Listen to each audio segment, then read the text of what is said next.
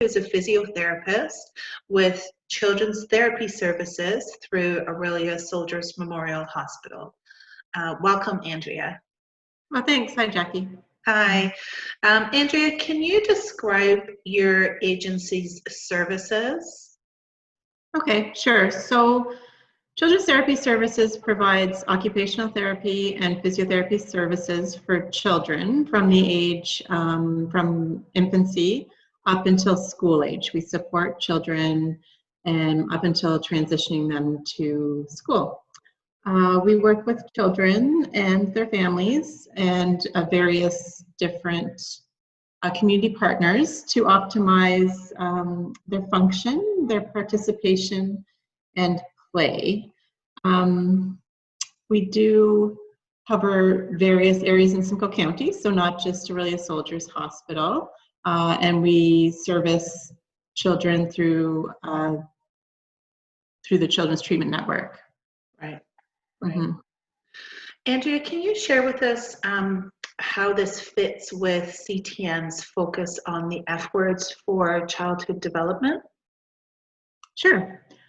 So when we are meeting with children and families and their teams that they work with, we are very much focused with our service delivery to be coaching families activities that are going to help optimize a child's function. So we want to optimize their physical abilities so that they can participate in their family activities, in any sort of community activities, and that's really our focus. We like to ensure that activities that we're suggesting are fun for the children because that's more motivating and easier to follow through with the families. And equipment's very important, and adapting activities to, again, optimize that participation. Mm-hmm. So lots of good fits with the F words. A lot of it aligns with the F words of childhood development. Right. Yeah, and it's very important for families to feel that it's meeting their needs and their vision of what they want to see in their child's life, as opposed to just sort of bringing them in for therapy. Mm-hmm. Mm-hmm. Mm-hmm. That's great. Can you briefly explain what services and supports you're able to offer families right now during this time of physical distancing? Sure. So we have been working a lot. We're using actually the Zoom platform currently, and some visits with the OTN network as well.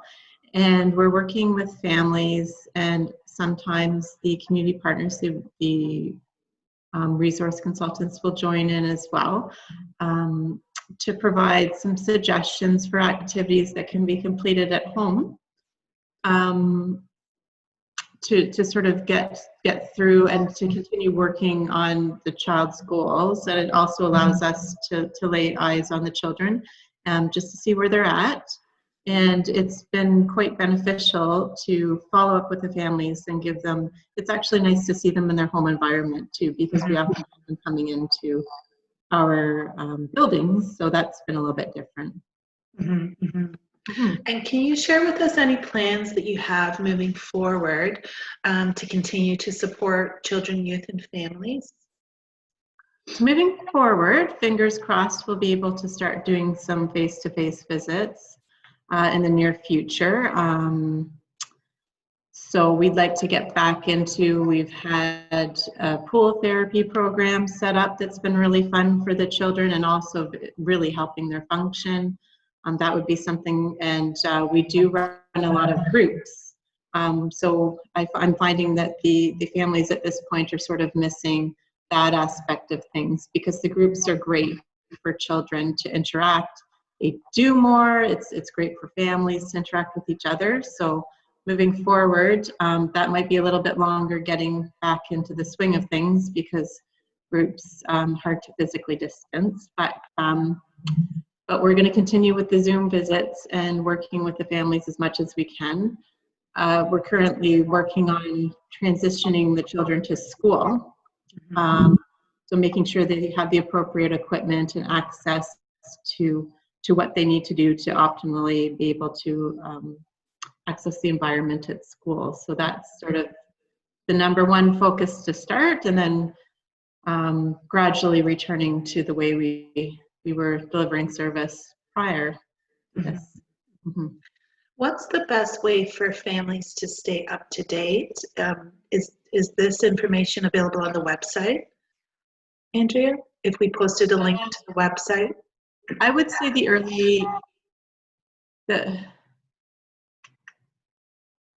intervention, the parent handbook would have all of the well, not all of the information that we just talked about, but there's the early intervention family handbook, and Simcoe County Early Intervention website. There's a lot of good information about all of the different services in Simcoe County and who provides them, which can be a little bit confusing because RVH Child Development Services also provides occupational therapy depending on where you are in the county. So probably the best resource just for general information.